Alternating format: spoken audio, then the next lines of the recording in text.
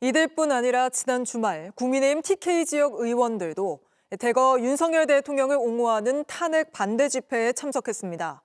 더군다나 윤 대통령이 오늘 집회 참여를 강조한 만큼 이런 움직임은 계속될 걸로 보이는데 당내에서는 대통령이 정치인 잡아들이라 했다고 증언한 곽종근 전 사령관, 홍장원 전 국정원 1차장 등을 지목하며 조사가 필요하다면서 윤 대통령이 주장하는 탄핵 기획설에도 힘을 싣고 있습니다. 김필중 기자입니다.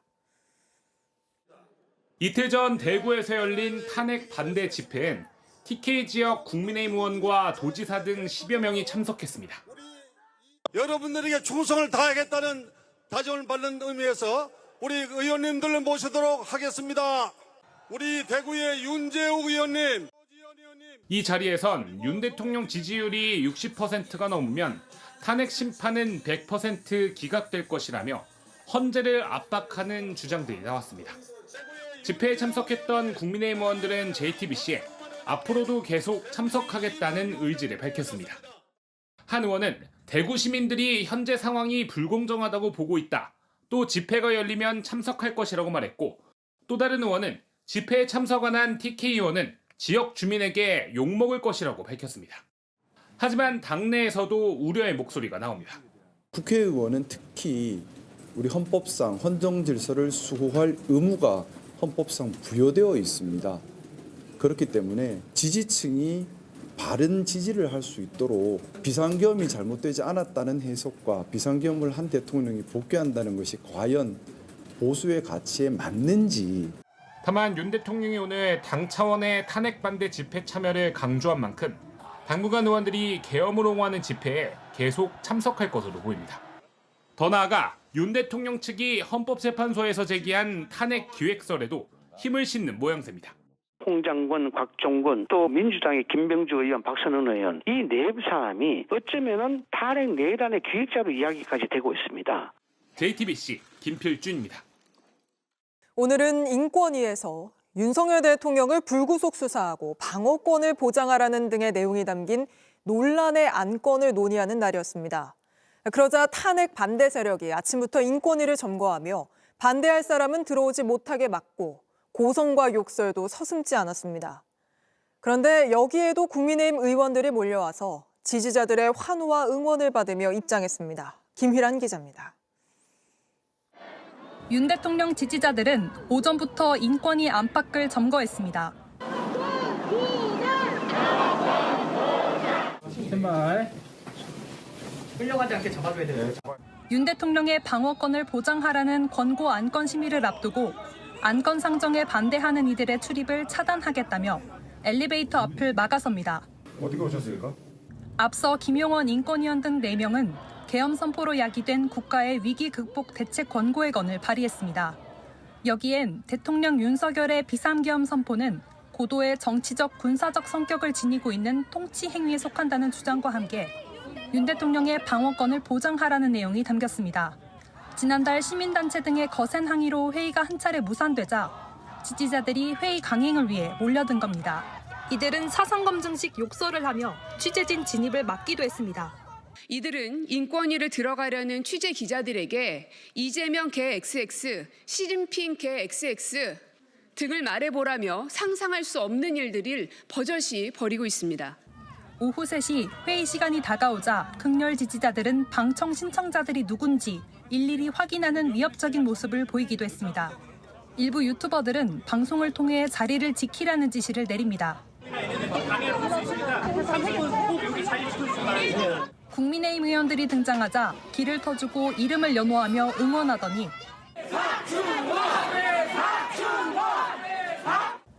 야당 의원 등을 향해선 고성과 욕설을 서슴지 않았습니다.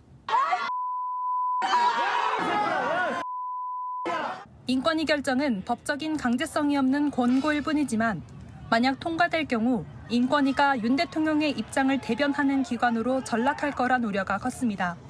JTBC 김희란입니다. 지난주 윤석열 대통령의 탄핵 심판에 나온 여인영, 이진우 두 전직 사령관은 수사 결과와는 다른 증언을 했습니다. 윤 대통령으로부터 국회의원들을 체포 혹은 끌어내란 지시를 받은 적이 없다는 겁니다. 하지만 누구의 말이 어떻게 바뀌었든 국회가 군합발에 짓밟혔고 국회의원 체포 지시를 받은 군인들이 있었다는 건 달라지지 않습니다. 그럼에도 윤석열 대통령 측과 여권은 탄핵 사유 자체가 흔들렸다면서 여론을 뒤집으려고 합니다. 대구에서 열린 이 대규모 탄핵 반대 집회에 더욱 고무된 측면도 있습니다. 하지만 저희 JTBC는 그 시작점인 두 전직 사령관에게 구속 이후 무슨 일이 있었는지 계속해서 취재해 보도해드리고 있습니다. 극우 전광훈 씨 교회의 장로이자 내란 2인자 김용현 전 국방부 장관의 변호인이 이들과 수상한 접견을 했다는 것도 그중 하나입니다. 또 이 변호인이 곽종근 전 사령관도 찾아갔지만 거부당하자 법적 문제를 제기하겠다며 압박까지 한 걸로 파악됐습니다. 곽 전 사령관 측은 저희 JTBC에 왜 이렇게 강압적으로 접견을 하려 했는지 이해할 수 없다고 했습니다. 조혜연 기자의 단독 보도입니다. 12.3 내란 사태의 2인자인 김용현 전 국방부 장관 측은 지난 1월 구속된 전직 사령관들에 대한 접견에 나섰습니다. 김 전 장관의 변호를 맡고 있는 고영일 변호사 등입니다. 하지만 곽종근 전 특수전 사령관은 2주간 계속되는 접견 시도에도 끝내 만나지 않겠다며 거부했습니다.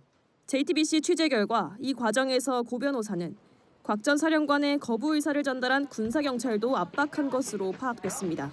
군사경찰이 접견을 막고 있다며 법적인 문제 제기를 하겠다고 말했다는 겁니다.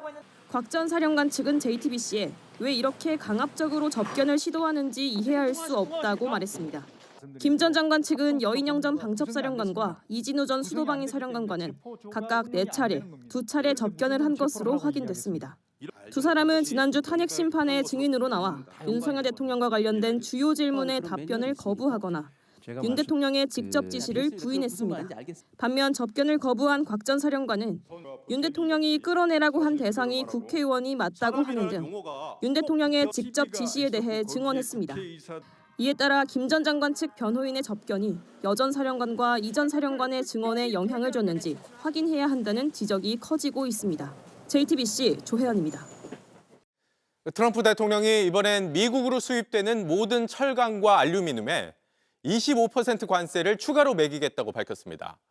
이뿐 아니라 상대국이 미국 상품에 높은 관세를 부과하고 있다면 미국도 똑같이 관세를 매기겠다는 상호 관세까지 예고했습니다. 이게 우리 경제에 어떤 영향을 미칠지 먼저 워싱턴 정강현 특파원입니다. 현지 시간 9일 트럼프 대통령이 슈퍼볼 경기장에 등장했습니다. 미국 현직 대통령의 슈퍼볼 직접 관람은 처음입니다. 트럼프는 슈퍼볼 관람 직전 타이거 우즈 부자와 골프도 함께했습니다. 여유 있는 일요일처럼 보였지만 트럼프는 슈퍼볼 관람에 나선 전용기에서 폭탄 선언을 했습니다. Any steel coming into the United States is going to have a 25% tariff. What about aluminum, sir? Aluminum too. 서로 똑같은 관세를 매기는 상호 관세도 며칠 안에 시행될 거라고 예고했습니다. I'll be announcing probably Tuesday or Wednesday at a news conference reciprocal tariffs, and very simply, it's if they charge us, we charge them. That's all. 트럼프는 이미 중국에 10%의 추가 관세를 부과했습니다. 중국도 미국산 원유와 농기계 등의 10%, 석탄과 천연가스에는 15%의 관세를 더 물리는 보복 조치에 들어갔습니다. 미중 2차 무역 전쟁이 막을 올린 상황에서 철강과 상호 관세 등으로 관세 전쟁의 표적을 더 확대하고 있는 겁니다. 한국은 트럼프 일기 때 수출 쿼터를 수용하면서 약 263만 톤까지는 철강 관세를 면제받습니다. 하지만 정부 당국자는 JTBC에 이번에도 쿼터가 유지될지 재협상이 필요한지 아무런 정보가 없다고 했습니다. 상호 관세 역시 한미 FTA로 피해갈 여지가 있지만 9번째로 많은 한국의 대미 무역 흑자 규모를 문제 삼아 FTA 재협상 등을 압박할 가능성도 있습니다. 트럼프가 관세 전쟁의 전선을 넓히면서 관세 청구서가 국내로 날아오는 건 시간 문제라는 지적에 힘이 실리고 있습니다. 워싱턴에서 JTBC 정강현입니다. 네, 무안공항에서 발생한 제주항공 여객기 참사, 주말에 희생자들의 49제가 진행됩니다. 공항은 올 가을까지 문을 닫을 걸로 보이는데 이 때문에 공항 내부에 있던 다른 여객기들이 그대로 발이 묶였고 지역 여행업계는 직격탄을 맞았습니다. 밀착 카메라 이가혁 기자가 취재했습니다. 40여일 만에 다시 찾은 무안국제공항은 조용했습니다. 공항 1층엔 공무원과 자원봉사자 몇 명이 오갈 뿐입니다. 유가족이 머물고 있는 2층은 가족들의 뜻에 따라 촬영하지 않았습니다. 사고 발생 직후에는 이 도로가에 차들이 가득했고 추모하는 시민들의 발길이 끊이지 않았는데 지금은 굉장히 고요한 그런 모습입니다. 한 스님이 희생자의 명복을 비는 기도를 합니다.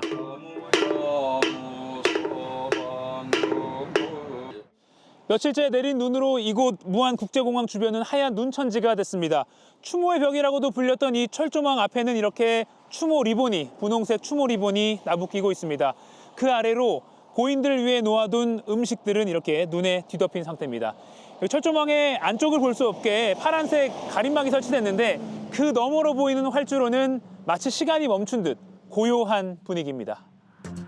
그런데 공항 바깥 상황을 자세히 보니 비행기 한 대가 서 있는 게 보입니다. 저렇게 녹색 항공기, 진에어 항공기가 보입니다. 참사 직전에 대만에서 들어온 항공기인데 공항이 폐쇄되면서 오도 가도 못하는 상황이 됐습니다.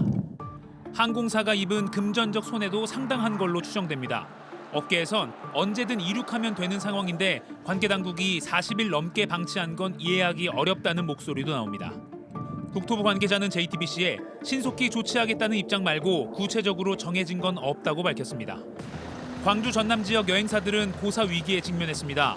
무안공항 폐쇄가 올 10월까지로 길어질 수 있다는 전남도청의 예측이 나오면서 더욱 술렁이고 있습니다.